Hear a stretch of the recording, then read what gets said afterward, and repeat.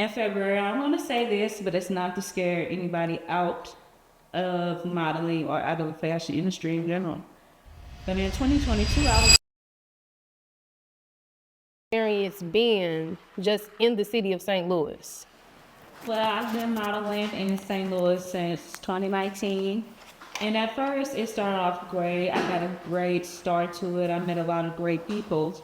But up until last year, things started to go a little left with it for me. And I started finding out different things that was going on within St. Louis or within the modeling industry in general.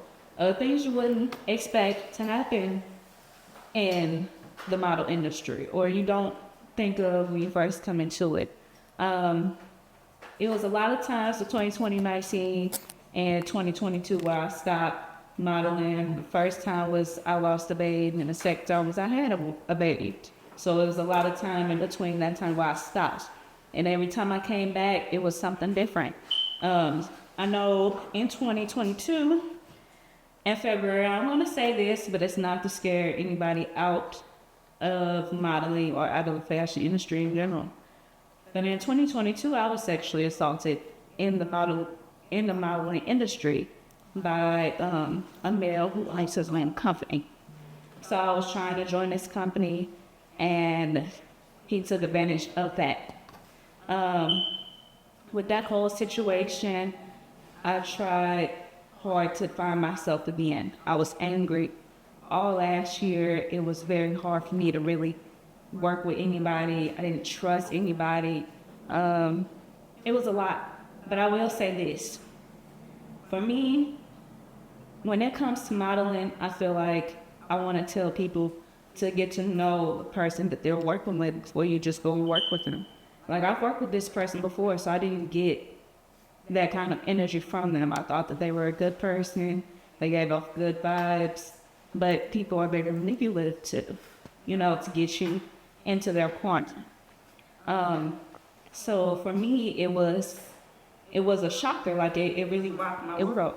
It made me so angry. I took it out on everybody.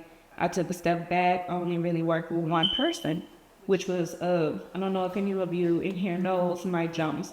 That was the only person I was willing to work with last year. And the only person that I was talking to was Savy about the situation and my friends.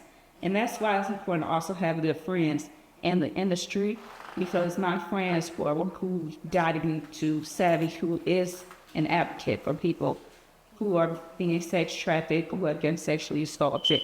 It doesn't matter if you're a man, it doesn't matter if you're a woman, it doesn't matter if you're a child. She advocates for that.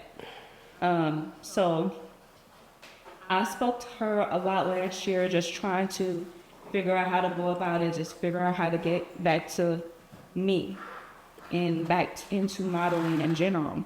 And that happened early February of last year. I didn't get back into it until, I say November or December of last year, where I finally decided to just pick myself back up, not let this drown me, not let this take out what I actually came into the industry to do. I do have questions for everybody in the audience. Is there anybody here who are new models in the industry? Okay, quite a few. Is there anybody in the audience that has ever suffered from low self-esteem? Okay, quite a few. Is there anybody here that has ever that joined modeling to build confidence within themselves? That was all the same reasons why I started this. And something like that can really shift you back. Say just to say, I didn't let it shift me backwards. I did something from all of that. Growing up, because I was a very, very skinny person. And people used to talk bad about me, But I'm sorry, you guys, I'm freezing. So Put your coat back on. she brings my voice, but Put your coat back on. But for me, that was why I joined. I joined to build myself back up. I joined to be confident. I joined for all of those reasons. And I say, when you do work with someone that you don't know, and you have friends and insurers if you don't have friends in this industry. If you met a model, network with this model. Ask them about different people that they've heard about. Because it's not just men in this industry, or straight, I would just say, it's not just straight men in this industry that would do something like that. It's gay men, it's women who would side with that.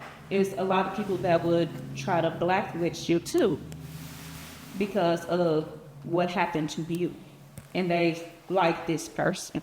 It's a lot of women who will talk down to you in this industry.